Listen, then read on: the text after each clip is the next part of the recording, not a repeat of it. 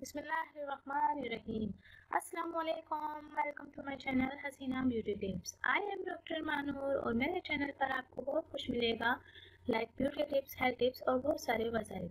मेरे चैनल को सब्सक्राइब करने का तरीका ये है कि आपको यूट्यूब पर आना होगा, यूट्यूब पर सर्च करना होगा हसीना ब्यूटी टिप्स। इस तरह से मेरा चैनल ओपन होगा और साइड में सब्सक्राइब का बटन दिया गया है, वहाँ आपको क्लिक करना होगा। जैसे ही आप उस पर क्लिक करेंगे तो यहाँ एक फोल्डर ओपन हो जाएगा और उस पर आपको ओके करना होगा।